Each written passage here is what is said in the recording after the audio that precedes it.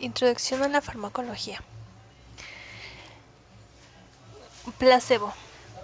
Es un procedimiento que no tiene efectos fisiológicos y bioquímicos sobre la enfermedad o condición en estudio. Es la modificación, muchas veces fisiológicamente demostrable, que se produce en el organismo como resultado del estímulo psicológico introducido por una administración de una sustancia inerte, de un fármaco o de un tratamiento. Es la reducción de los síntomas como resultado de la percepción de los pacientes de estar recibiendo intervención terapéutica. No está limitado a medicamentos, sino que también es observado en procedimientos médicos, fisioterapia o cirugía. Se han propuesto diferentes teorías para explicar los mecanismos subyacentes al efecto placebo. Entre las más aceptadas están las teorías basadas en el aprendizaje, las expectativas, la sugestión y los cambios en las funciones biológicas. Nocebo. Es el empeoramiento de los síntomas o signos de una enfermedad por la expectativa, consciente o no, de efectos negativos de una medida terapéutica. Podría decirse que es la versión opuesta del efecto placebo. Neuropatías.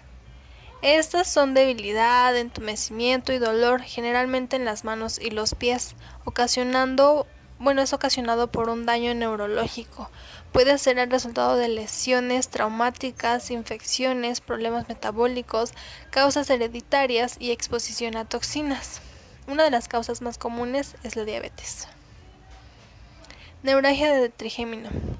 El dolor relacionado con la neuralgia del trigémino es repentino, sorpresivo y breve. Es uno de los síndromes de dolor facial más graves. Vamos con la parte de farmacología. Es la ciencia que estudia la historia, el origen, las propiedades físicas y químicas, la presentación, los efectos bioquímicos y fisiológicos, los mecanismos de acción, la absorción, la distribución, la biotransformación y la excreción, así como el uso terapéutico de las sustancias químicas que interactúan con los organismos vivos. Fármaco. Sustancia que sirve para curar o prevenir una enfermedad, para reducir sus efectos sobre el organismo o para aliviar un dolor físico. Farmacocinética. Esto es lo que el organismo le hace al fármaco. La farmacodinamia es lo que el fármaco le hace al organismo. Toxicología. Estudia y describe la dosis, la naturaleza, la incidencia, la severidad, la reversibilidad y generalmente los mecanismos de los efectos tóxicos que producen los xenobióticos que dañan el organismo. Farmacogenómica. Estudia las bases moleculares y genéticas de las enfermedades para desarrollar nuevas vías de tratamiento. Más ampliamente, se abarca el cómo los genes afectan la respuesta de una persona a las drogas. Uso óptimo. Se relaciona con la magnitud de dosis y la respuesta del fármaco. Afinidad. Grado de unión de un fármaco a su receptor se produce por iones van der Waals, puente de hidrógenos, interacciones hidrofóbicas o enlaces covalentes. Potencia. Se relaciona con la magnitud de la dosis, es decir, la cantidad de fármaco.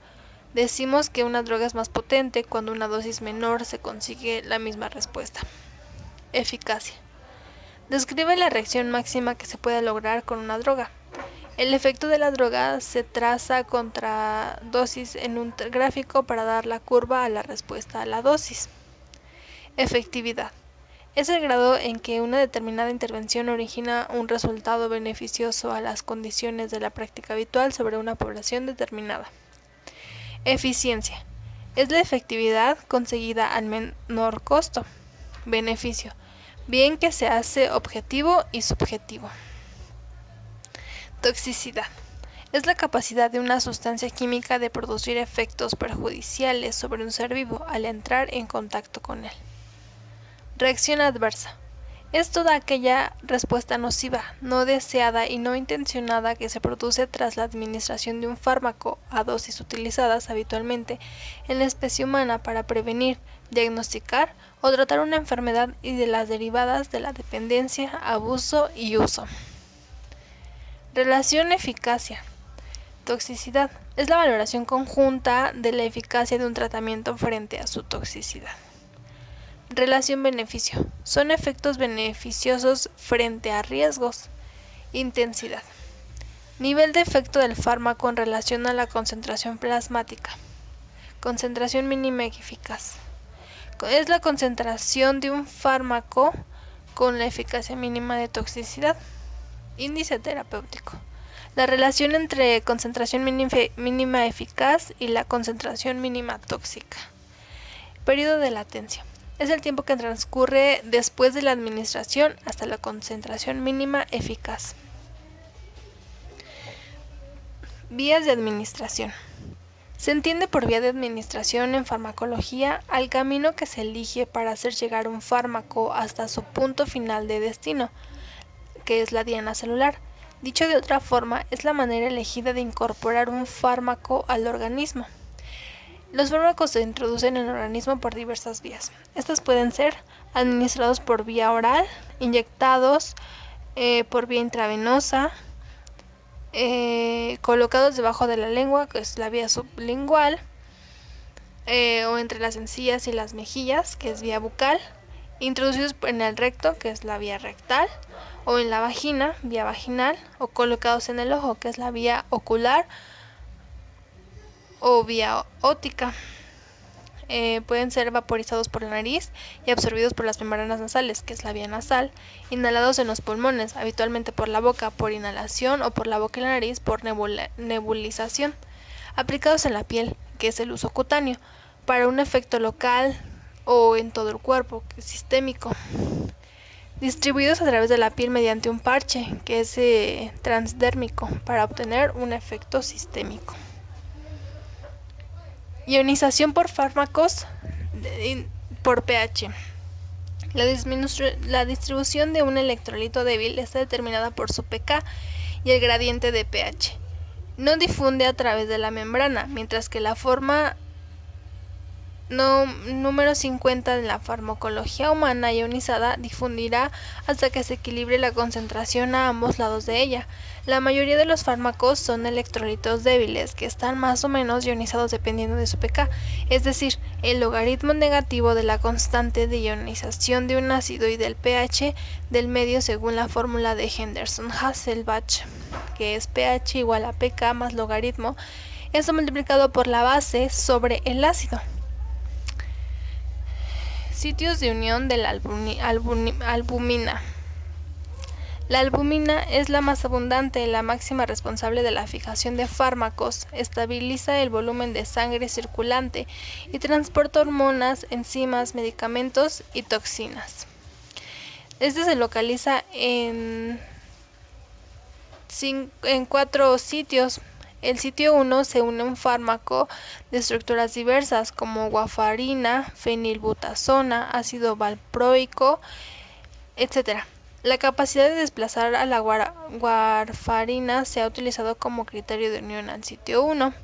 También se unen sustancias endógenas como la bilirrubina.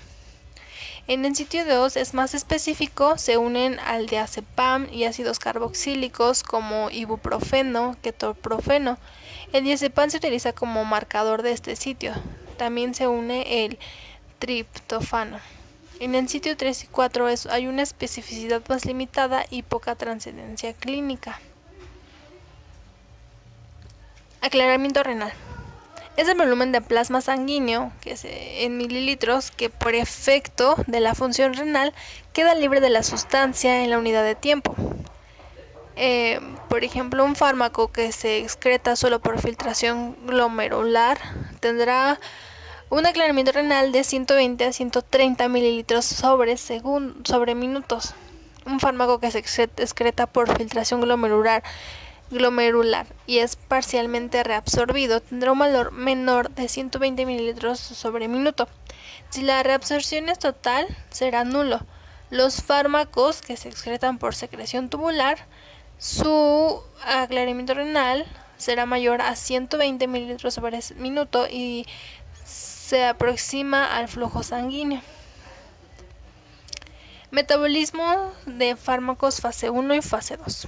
En la fase 1 suelen ser oxidaciones, reducciones o hidrólisis que introducen en la estructura un grupo reactivo que lo convierte en químicamente más activo, cambio de actividad o inactivación. Fase 2. Suelen ser reacciones de conjugación que por lo general inactivan al fármaco. Suele actuar sobre el grupo reactivo introducido en la fase 1. Prostaglandinas. Son derivados de un lípido hipotético llamado ácido prostanoico con 20 átomos de carbono, de los cuales los numerados desde el 8 hasta el 12 forman un anillo ciclopentano y los numerados desde 1 hasta 7 y desde 12 hasta 20 forman sendas cadenas paralelas denominadas R1 y R2 que parten de dicho anillo. El ácido araquidónico se libera de los fosfolípidos a la membrana por la acción de fosfolipasas, que son enzimas lisosomales. La fosfolipasa A2 y la fosfolipasa C sí intervienen en la fosfolipasa A, que es el calcio.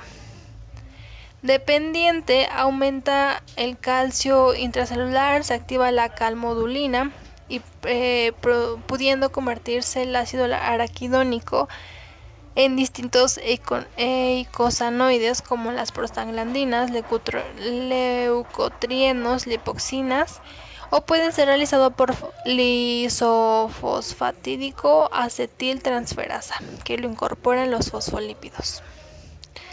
Aquí entra el regulamiento de Cox y tenemos dos Cox. COX-1, que tiene como función la regulación de la proliferación de las células normales o neoplasmáticas transformadas. La COX-1 es constitutiva en todos los tejidos, especialmente en el riñón y el tubo gastrointestinal. Participa en la producción de prostaglandinas que intervienen en procesos fisiológicos tales como protección del epitelio gástrico, mantenimiento del flujo renal, la agregación plaquetaria, la migración de neutrófilos y también se expresan en el endotelio vascular. COX-2 es una enzima inducida por citocinas, factores de crecimiento, factores séricos. Tiene como función mediar en los procesos de inflamación y en la señalización de prostanoides. La COX-2 se expresa tras inducción inflamatoria, aunque es constitutiva en el sistema nervioso central y riñón. La expresión de la COX-2 es provocada por diversos mediadores inflamatorios, que son como interferón, factor de necrosis tumoral alfa, interleucina 1, factores de crecimiento, etc. En diversas células también, como son los monocitos, macrófagos, células endoteliales, sinoviocitos, condrocitos y osteoblastos. También en tejidos que son como el aparato reproductor, sistema nervioso central, estómago, riñón, pulmones y ciertos tejidos afectados por procesos neoplásticos, y se encuentra asociada a la envoltura nuclear de las células. Alveolitis dental. Es un trastorno producido comúnmente tras la extracción de una pieza dental. Se forma un coágulo de sangre en el hueco que deja el diente sellándolo, lo que permite que la herida se cure con normalidad. Sin embargo, cuando este coágulo se cae o se rompe, dejan expuestos los nervios y el hueso del alveolo a la acción de la flora bacteriana de la cavidad oral y otros agentes patógenos que pueden acceder al organismo a través de la boca, lo que puede ocasionar su inflamación.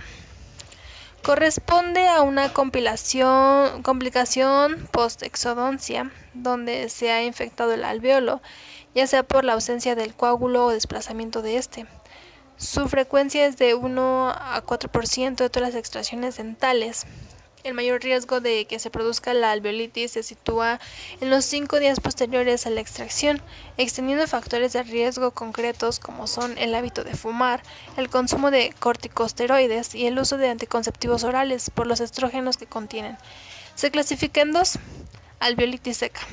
Aparece un dolor intenso, alveolo desnudo sin presencia de coágulo sanguíneo, bordes gingivales dehiscentes, halitosis, que hay primaria, ausencia de sangrado, secundaria, se formó y se perdió el coágulo. Alveolitis húmeda. Aparece un dolor moderado, alveolo con presencia de coágulo necrótico, inflamación alveolar y coágulo disgregado que cubre parcialmente las paredes óseas.